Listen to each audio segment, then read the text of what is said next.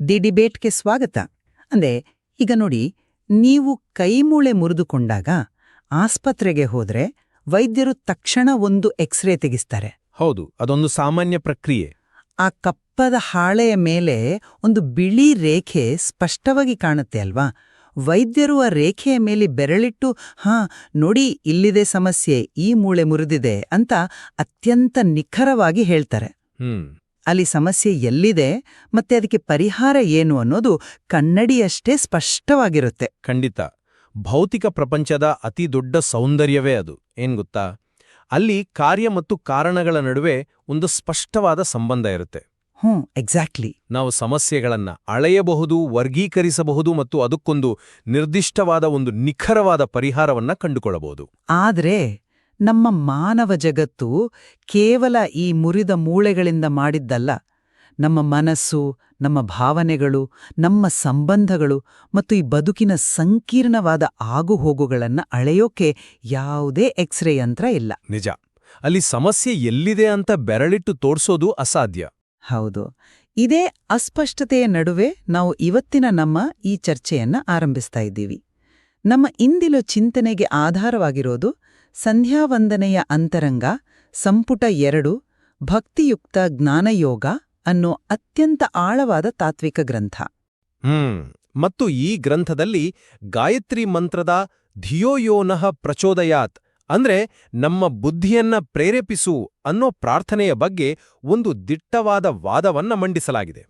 ಮನುಷ್ಯನ ಆಂತರಿಕ ಸಮಸ್ಯೆಗಳಿಗೆ ಮಾತ್ರ ಅಲ್ಲದೆ ಕೌಟುಂಬಿಕ ಕಲಹಗಳು, ದೈಹಿಕ ರೋಗ ರುಜಿನಗಳು ಹಾಗೂ ಪ್ರಾಕೃತಿಕ ವಿಕೋಪಗಳಂತಹ ಭೌತಿಕ ಸಮಸ್ಯೆಗಳಿಗೂ ಈ ಮಂತ್ರ ನೇರ ಪರಿಹಾರ ಒದಗಿಸಬಲ್ಲದು ಅನ್ನೋದು ಆ ವಾದ.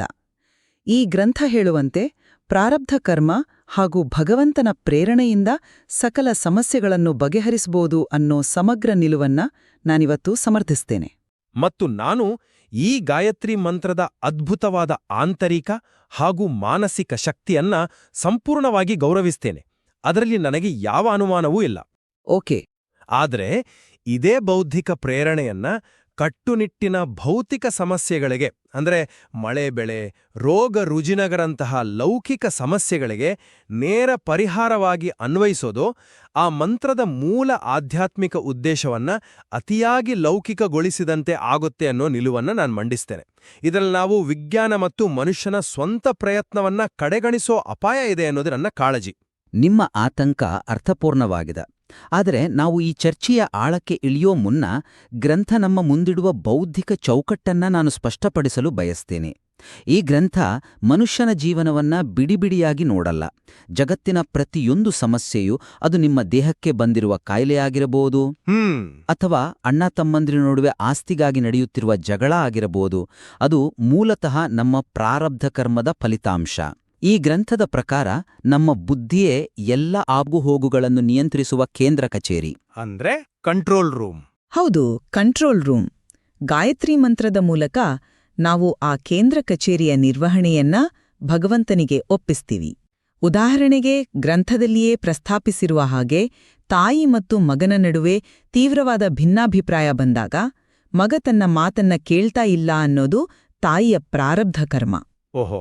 ಆಗ ಭಗವಂತ ಮಗನ ಬುದ್ಧಿಯನ್ನ ಪ್ರೇರೇಪಿಸುವ ಮೂಲಕ, ಅಂದ್ರೆ ಅವನ ಆಲೋಚನಾ ಕ್ರಮವನ್ನ ಒಳಗಿಂದಲೇ ಬದಲಾಯಿಸುವ ಮೂಲಕ ಆ ಬಾಹ್ಯ ಸಮಸ್ಯೆಯನ್ನ ಪರಿಹರಿಸುತ್ತಾನೆ. ಇದೊಂದು ಕುರುಡು ನಂಬಿಕೆಯಲ್ಲ, ಬದಲಾಗಿ ಮನುಷ್ಯನ ಆಂತರಿಕ ಪ್ರಜ್ಞೆಯನ್ನ ಬದಲಾಯಿಸುವ ಮೂಲಕ ಭೌತಿಕ ವಾಸ್ತವವನ್ನ ಬದಲಾಯಿಸುವ ಅತ್ಯಂತ ಪ್ರಾಯೋಗಿಕವಾದ ವ್ಯವಸ್ಥೆ ಇದು. ಆಂತರಿಕವಾಗಿ ಬದಲಾದರೆ ಬಾಹ್ಯ ಜಗತ್ತು ಬದಲಾಗುತ್ತೆ ಅನ್ನೋ ತರ್ಕವನ್ನ ನಾನು ಒಪ್ತೀನಿ. ಗಾಯತ್ರಿ ಮಂತ್ರ ಮನಸ್ಸನ್ನ ಶಾಂತಗೊಳಿಸಲು, ಏಕಾಗ್ರತೆಯನ್ನ ಹೆಚ್ಚಿಸಲು ಇರೋ ಅತ್ಯುತ್ತಮ ಸಾಧನ. ಮನುಷ್ಯನ ಒಳಗಿರೋ ಕಾಮ, ಕ್ರೋಧ, ಅಹಂಕಾರಗಳನ್ನ ಶಮನ ಮಾಡಲು ಇದನ್ನ ಬಳಸುವುದು ಅತ್ಯಂತ ವೈಜ್ಞಾನಿಕವಾಗಿದೆ. ಖಂಡಿತ.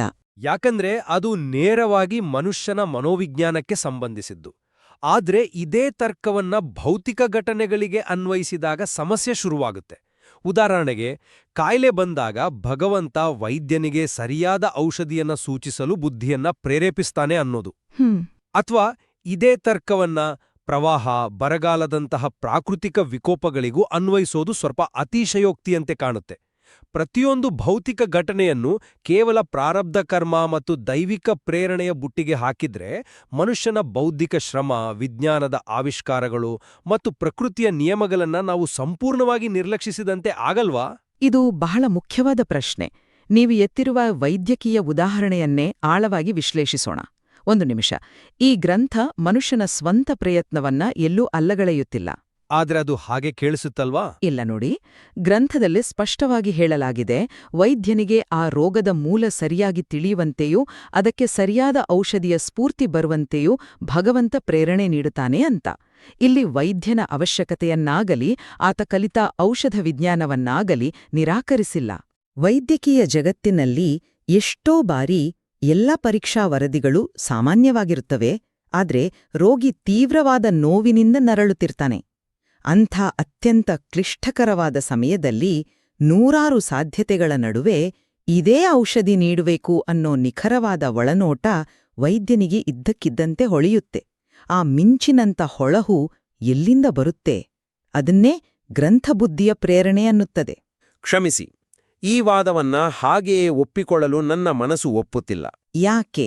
ಒಬ್ಬ ವೈದ್ಯನಿಗೆ ಒಂದು ಕಾಯಿಲೆಯ ಬಗ್ಗೆ ಆ ಒಳನೋಟ ಅಥವಾ ಹೊಳಹು ಬರೋದು ಆತನ 10-20 ವರ್ಷಗಳ ನಿರಂತರ ಅಧ್ಯಯನದಿಂದ, ಆತ ತನ್ನ ವೃತ್ತಿಜೀವನದಲ್ಲಿ ನೋಡಿದ ಸಾವಿರಾರು ರೋಗಿಗಳ ಅನುಭವದಿಂದ.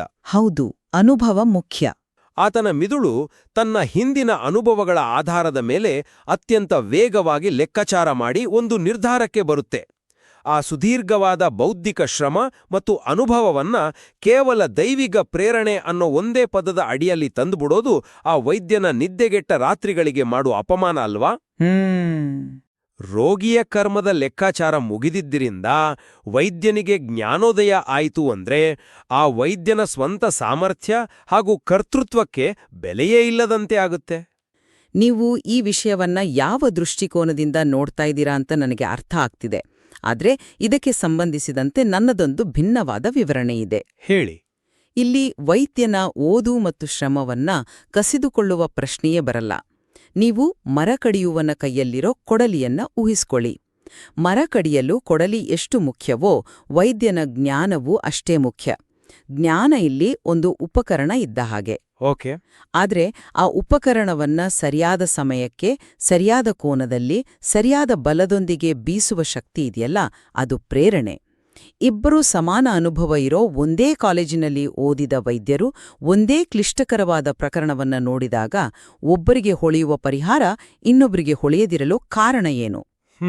ಆಸಕ್ತಿದಾಯಕ ಪ್ರಶ್ನೆ. ಕರ್ಮ ಶಮನಗೊಳ್ಳುವ ಕಾಲ ಬಂದಾಗ ಪ್ರಕೃತಿ ಆತನನ್ನ ಸರಿಯಾದ ವೈದ್ಯನ ಬಳಿಗೆ ಕೊಂಡೊಯ್ಯುತ್ತೆ ಮತ್ತು ಆ ವೈದ್ಯನ ಜ್ಞಾನ ಭಂಡಾರದಿಂದ ಸರಿಯಾದ ಪರಿಹಾರವನ್ನ ಆಯ್ದುಕೊಳ್ಳುವಂತೆ ಆತನ ಬುದ್ಧಿಯನ್ನು ಪ್ರೇರೇಪಿಸುತ್ತೆ. ಜ್ಞಾನ ಇಲ್ಲದಿದ್ರೆ ಪ್ರೇರಣೆಗೆ ಆಧಾರ ಇರಲ್ಲ. ಹೀಗಾಗಿ ಇಲ್ಲಿ ಮನುಷ್ಯನ ಶ್ರಮ ಮತ್ತು ಭಗವಂತನ ಪ್ರೇರಣೆ ಎರಡೂ ಒಟ್ಟಾಗಿ ಕೆಲಸ ಮಾಡ್ತಾವೆ ಹೊರತು ಪರಸ್ಪರ ವಿರೋಧಿಗಳಾಗಿ ಅಲ್ಲ. ಜ್ಞಾನವನ್ನ ಉಪಕರಣವಾಗಿ ಮತ್ತು ಪ್ರೇರಣೆಯನ್ನ ಅದನ್ನ ಚಾಲನೆ ಮಾಡುವ ಶಕ್ತಿಯಾಗಿ ವಿವರಿಸಿದ ನಿಮ್ಮ ರೂಪಕ ನಿಜಕ್ಕೂ ಆಕರ್ಷಕವಾಗಿದೆ. ಧನ್ಯವಾದಗಳು. ವೈದ್ಯನ ಬುದ್ಧಿಗೆ ಸಿಗುವ ಧನಾತ್ಮಕ ಪ್ರೇರಣೆಯ ಬಗ್ಗೆ ಇದನ್ನ ಒಪ್ಕೊಳ್ಳೋಣ. ಆದ್ರೆ ಇದೇ ನಿಯಂತ್ರಣ ಕಚೇರಿ ಮತ್ತು ಬುದ್ಧಿಯ ಪರಿಕಲ್ಪನೆಯನ್ನ ಗ್ರಂಥ ನಮ್ಮ ಆಂತರಿಕ ದೋಷಗಳಿಗೆ ಅನ್ವಯಿಸುವಾಗ ನನಗೊಂದು ದೊಡ್ಡ ತಾತ್ವಿಕ ಬಿಕ್ಕಟ್ಟು ಎದುರಾಗುತ್ತೆ. ಓಹೋ, ಆ ತಾತ್ವಿಕ ಬಿಕ್ಕಟ್ಟು ಯಾವುದು ಅಂತ ಸ್ವಲ್ಪ ವಿವರಿಸ್ತೀರಾ? ಖಂಡಿತ. ಈ ಬುದ್ಧಿಯ ನಿಯಂತ್ರಣ ಕಚೇರಿಗೆ ಕೇವಲ ದೈವಿಕ ಪ್ರೇರಣೆ ಮಾತ್ರ ಅಲ್ಲ, ನಕಾರಾತ್ಮಕ ಶಕ್ತಿಗಳೂ ಲಗ್ಗೆ ಇಡುತ್ತವೆ ಅಂತ ಗ್ರಂಥ ಹೇಳುತ್ತೆ. ಹೌದು. ಕಾಮ, ಕ್ರೋಧ, ಲೋಭ ಮುಂತಾದ ಅರಿಷಡ್ವರ್ಗಗಳನ್ನ ಅಂತಃಶತ್ರುಗಳು ಅಂತ ಕರೆದಿರುವುದು ಸರಿ. ಆದರೆ ಈ ದೋಷಗಳ ಮೇಲೆ ಕಲಿ ಮುಂತಾದ ಅಸುರೀ ಶಕ್ತಿಗಳ ಪ್ರಭಾವ ಇರುತ್ತೆ ಮತ್ತು ಗಾಯತ್ರಿ ಮಂತ್ರದ ಜಪ ಆ ಅಸುರರಿಂದ ನಮ್ಮನ್ನ ಬಿಡಿಸಿ ಬುದ್ಧಿಯನ್ನ ಸರಿದಾಯಿಗೆ ತರುತ್ತೆ ಅಂತ ಹೇಳಲಾಗಿದೆ. ಇದೊಂದು ಅತ್ಯಂತ ಪ್ರಬಲವಾದ ವಾದವೇ ಸರಿ. ಆದರೆ ಇದರ ಹಿಂದಿರೋ ಇನ್ನೊಂದು ಆಯಾಮವನ್ನ ನೀವು ಗಮನಿಸಿದ್ದೀರಾ? ಮನುಷ್ಯನ ಆಂತರಿಕ ದೋಷಗಳನ್ನ ಅಸುರರ ಪ್ರಭಾವ ಅಂತ ನಮ್ಮಿಂದ ಹೊರಗಿರುವ ಶಕ್ತಿಗಳ ಮೇಲೆ ಹಾಕುವುದು ಎಷ್ಟರ ಮಟ್ಟಿಗೆ ಸರಿ? ಅಂದ್ರೆ ನೀವು ನಾನು ವಿಪರೀತ ಕೋಪಗೊಂಡ್ರೆ, ಇನ್ನೊಬ್ಬರಿಗೆ ನೋವು ಮಾಡಿದ್ರೆ ಅದು ನನ್ನ ವಿವೇಕಹೀನತೆ. ಅದನ್ನ ಕಲಿ ಅನ್ನೋ ಅಸುರನ ಪ್ರಭಾವ ಅಂದ್ರೆ ನನ್ನ ತಪ್ಪಿನ ಹೊಣೆಗಾರಿಕೆಯಿಂದ ನಾನು ನುಂಚ್ಕೊಂಡಂತಾಗಲ್ವಾ? ನಾನು ಅರ್ಥ ಮಾಡ್ಕೊಂಡೆ. ತಪ್ಪು ಮಾಡುವಾಗ ಅದು ಅಸುರರ ಪ್ರಭಾವ, ಅದನ್ನ ಸರಿಪಡಿಸುವಾಗ ಅದು ಮಂತ್ರದ ಶಕ್ತಿ. ಅಂದ್ರೆ ನನ್ನ ಸ್ವಂತ ವ್ಯಕ್ತಿತ್ವ, ನನ್ನ ಜವಾಬ್ದಾರಿ ಎಲ್ಲಿ ಉಳಿಯಿತು? ಇದೊಂದು ಅತ್ಯಂತ ಸೂಕ್ಷ್ಮವಾದ ಹಾಗೂ ನ್ಯಾಯಯುತವಾದ ಆಕ್ಷೇಪ. ಆದರೆ ನಾವು ಗ್ರಂಥದ ಆಶಯವನ್ನ ಸ್ವಲ್ಪ ಆಳವಾಗಿ ಗ್ರಹಿಸಬೇಕಿದೆ. ಮನುಷ್ಯ ಜವಾಬ್ದಾರಿಯಿಂದ ನುಣುಚ್ಕೊಳ್ಬೇಕು ಅನ್ನೋ ಉದ್ದೇಶದಿಂದ ಗ್ರಂಥ ಈ ಮಾತನ್ನು ಹೇಳಿಲ್ಲ. ಇದೊಂದು ಅತ್ಯಂತ ವ್ಯವಸ್ಥಿತವಾದ ಮನೋವೈಜ್ಞಾನಿಕ ವಿಶ್ಲೇಷಣೆ. ಮನೋವೈಜ್ಞಾನಿಕ ವಿಶ್ಲೇಷಣೆ ಹೇಗೆ? ನೀವು ದೈನಂದಿನ ಜೀವನವನ್ನ ಗಮನಿಸಿ. ಮನುಷ್ಯ ವಿಪರೀತ ಕೋಪಗೊಂಡಾಗ ಅಥವಾ ದುರಾಸೆಗೆ ಬಲಿಯಾದಾಗ ಆ ನಿರ್ದಿಷ್ಟ ಕ್ಷಣದಲ್ಲಿ ಆತ ತನ್ನ ಸಾಮಾನ್ಯ ಪ್ರಜ್ಞೆಯಲ್ಲಿ ಇರಲ್ಲ. ನಿಜ. ಕೋಪ ಇಳಿದ ಮೇಲೆ ನಾನು ಯಾಕಾಗೆ ವರ್ತಿಸ್ತೇನೋ ನನಗೇ ಗೊತ್ತಿಲ್ಲ, ಏನೋ ಒಂದು ಶಕ್ತಿ ನನ್ನ ಕಣ್ಮುಚ್ಚಿಸ್ತು ಅಂತ ಜನರು ಪಶ್ಚಾತ್ತಾಪ ಪಡೋದನ್ನ ನಾವು ನೋಡಿದೀವಿ. ಗ್ರಂಥ ಈ ಸ್ವಾನಿಯಂತ್ರಣ ಕಳೆಕೊಳ್ಳುವ ವಿಶಿಷ್ಟ ಸ್ಥಿತಿಯನ್ನೇ ಅಸುರಿ ಪ್ರಭಾವ ಅನ್ನುತ್ತೆ. ಓಹೋ. ಈ ಅಸುರರು ಅಂದ್ರೆ ಆಕಾಶದಿಂದ ಇಳಿದು ಬರುವ ಕೊಂಬಿರುವ ರಾಕ್ಷಸರಲ್ಲ.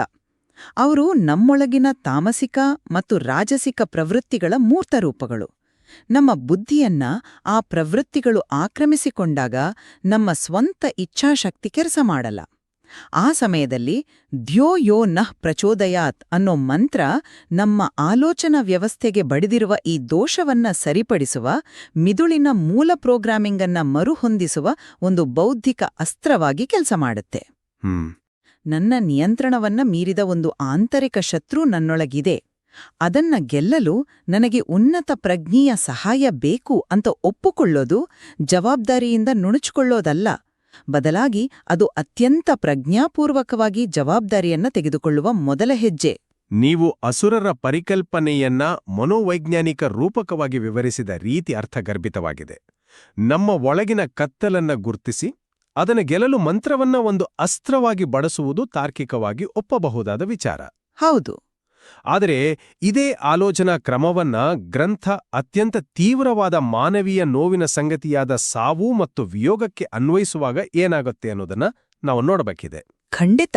ಪ್ರೀತಿಪಾತ್ರವನ್ನ ಕಳೆದುಕೊಳ್ಳಾಗ ಉಂಟಾಗುವ ತೀವ್ರವಾದ ದುಃಖವನ್ನ ಈ ಗ್ರಂಥ ಹೇಗೆ ನಿರ್ವಹಿಸುತ್ತೆ? ಗೊತ್ತಾ, ನೀವು ಎತ್ತಿರುವ ಈ ಪ್ರಶ್ನೆ ಗ್ರಂಥದ ಅತ್ಯಂತ ಆಳವಾದ ಮತ್ತು ಕಣ್ಣು ತೆರೆಸುವ ಭಾಗವನ್ನ ಸ್ಪರ್ಶಿಸುತ್ತೆ. ನಮ್ಮ ಬುದ್ಧಿಯನ್ನ ಆಕ್ರಮಿಸಿಕೊಳ್ಳುವುದು ಕೇವಲ ಕಾಮ, ಕ್ರೋಧಗಳಲ್ಲ. ಅತಿ ದೊಡ್ಡ ಆಕ್ರಮಣ ಅಂದ್ರೆ ತೀವ್ರವಾದ ಶೋಕ. ಬಂಧು ಮಿತ್ರರ ವಿಯೋಗವಾದಾಗ ಗ್ರಂಥ ಭಗವದ್ಗೀತೆಯ ತಸ್ಮಾದಪರಿಹಾರ್ಯೇ ಅರ್ಥೇ ನ ತ್ವಂ ಶೋಚಿತುಮರ್ಹಸಿ ಅನ್ನೋ ವಾಕ್ಯವನ್ನ ಉಲ್ಲೇಖಿಸುತ್ತೆ. ಅಂದ್ರೆ ಪರಿಹರಿಸಲಾಗದ ವಿಷಯದ ಬಗ್ಗೆ ಶೋಕಿಸುವುದು ವ್ಯರ್ಥ ಅಂತ. ಇಲ್ಲಿ ಗಾಯತ್ರಿ ಮಂತ್ರದ ಕೆಲಸ ಸತ್ತವರನ್ನ ಮರಳಿ ಬದುಕಿಸುವುದಲ್ಲ. ನಿಜ. ಬದಲಾಗಿ ಆ ಸಾವು ಅನ್ನೋದು ಪ್ರಾರಬ್ಧ ಕರ್ಮದ ಒಂದು ಸಹಜ ಅಂತ್ಯ ಮತ್ತು ಆ ವ್ಯಕ್ತಿಯೊಂದಿಗೆ ನಮಗಿದ್ದ ಋಣಾನುಬಂಧದ ಮುಕ್ತಾಯ ಅಂತ ಅರ್ಥ ಮಾಡಿಕೊಳ್ಳುವ ಬೌದ್ಧಿಕ ಪ್ರಬುದ್ಧತೆಯನ್ನ ಅದು ಜಾಗೃತಗೊಳಿಸುತ್ತೆ. ಇದು ಎಂಥವರನ್ನಾದರೂ ಬೆರಗುಗೊಳಿಸುವ ತಾತ್ವಿಕ ನಿಲುವು ನೋಡಿ. ಹೌದು, ಇದು ಬಹಳ ಆಳವಾದ ನಿಲುವು. ತೀವ್ರವಾದ ದುಃಖದ ಕ್ಷಣದಲ್ಲಿ ನಮ್ಮ ಬುದ್ಧಿ ಸಂಪೂರ್ಣವಾಗಿ ಮಂಕಾಗಿರುತ್ತೆ. ಭಾವನೆಗಳು ನಮ್ಮನ್ನ ಆಳ್ತಾ ಇರ್ತವೆ. ಆ ಕ್ಷಣದಲ್ಲಿ ಈ ಮಂತ್ರ ಬದುಕಿರೋವರ ಗ್ರಹಿಕೆಯನ್ನ ಒಳಗಿನಿಂದಲೇ ಬದಲಾಯಿಸುತ್ತೆ. ಶೋಕವನ್ನ ತತ್ವಜ್ಞಾನವನ್ನಾಗಿ ಪರಿವರ್ತಿಸಿ ಎಂತಹ ಕಠಿಣ ವಾಸ್ತವವನ್ನಾದರೂ ಎದುರಿಸಲು ಬೇಕಾದ ಮಾನಸಿಕ ಪಕ್ವತೆಯನ್ನ ನೀಡುತ್ತೆ. ಈ ತಾತ್ವಿಕ ಚಿಂತನೆಯ ಆಳ ಮತ್ತು ಅದು ಒದಗಿಸುವ ಸಾಂತ್ವನವನ್ನ ನಾನು ಖಂಡಿತವಾಗಿಯೂ ಗೌರವಿಸ್ತೀನಿ. ಸೈದ್ಧಾಂತಿಕವಾಗಿ ಇದು 100% ಸತ್ಯ. ಆದರೆ ವಾಸ್ತವಿಕ ನೆಲೆಯಲ್ಲಿ ನಿಂತು ನೋಡಿದಾಗ ತೀವ್ರವಾದ ಮಾನವೀಯ ದುಃಖವನ್ನ ಕೇವಲ ಕರ್ಮದ ಲೆಕ್ಕಾಚಾರ ಮತ್ತು ಋಣಾನುಬಂಧದ ಮುಕ್ತಾಯ ಅಂತ ವಿಶ್ಲೇಷಿಸೋದು ಭಾವನಾತ್ಮಕವಾಗಿ ಅತ್ಯಂತ ಕಠಿಣವಾಗಿ ಕಾಣುತ್ತೆ. ಪ್ರತಿಯೊಂದನ್ನೂ ಕರ್ಮದ ಲೆಕ್ಕಾಚಾರಕ್ಕೆ ತಳುಕು ಹಾಕೋದು ಮನುಷ್ಯನ ಸಹಜ ಸಂವೇದನೆಗಳನ್ನ ಯಾಂತ್ರಿಕಗೊಳಿಸುವ ಅಪಾಯವನ್ನ ತಂದೊಡ್ಬಹುದು ಅನ್ನೋದು ನನ್ನ ಆತಂಕ. ಕಠಿಣ ಅನ್ನಿಸಬಹುದು. ಆದ್ರೆ ಆಯಿಯನ್ನ ಕಳೆದುಕೊಂಡ ಮಗನಿಗೆ ಆ ದುಃಖವನ್ನ ಪೂರ್ಣವಾಗಿ ಅನುಭವಿಸಲು ಬಿಡದೆ ಅದು ಕೇವಲ ಋಣಾನುಬಂಧದ ಅಂತ್ಯ ಅಂತ ತಕ್ಷಣ ತರ್ಕಬದ್ಧಗೊಳಿಸುವುದು ಮನುಷ್ಯ ಸಹಜವಾದ ದುಃಖಿಸುವ ಪ್ರಕ್ರಿಯೆಯನ್ನ ಬಲವಂತವಾಗಿ ಹತ್ತಿಕ್ಕಿದಂತೆ ಆಗಲ್ವಾ? ನಾವೇನು ಯಂತ್ರಗಳಲ್ಲ, ಲೆಕ್ಕಾಚಾರ ಮುಗೀತು ಅಂದ ತಕ್ಷಣ ಕಡತವನ್ನ ಮುಚ್ಚಿಟ್ಟು ಮುಂದೆ ನಡೆಯಲು. ಖಂಡಿತ ಅಲ್ಲ. ನಮಗೆ ಅಳುವ, ದುಃಖಿಸುವ ಹಕ್ಕಿದೆ.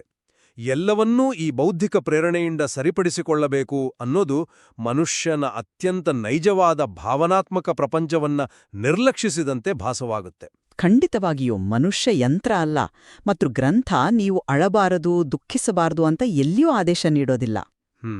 ಪ್ರೀತಿಪಾತ್ರರನ್ನ ಕಳೆದುಕೊಂಡಾಗ ದುಃಖ ಉಮ್ಮಳಿಸಿ ಬರುವುದು ಅತ್ಯಂತ ಸಹಜ. ಆದರೆ ಆ ದುಃಖದ ಅಲೆಯಲ್ಲೇ ಸಿಲುಕಿ ಇಡೀ ಜೀವನವನ್ನೇ ನಾಶ ಮಾಡಿಕೊಳ್ಳುವುದು ವಿವೇಕ ಅಲ್ಲ ತಾನೆ.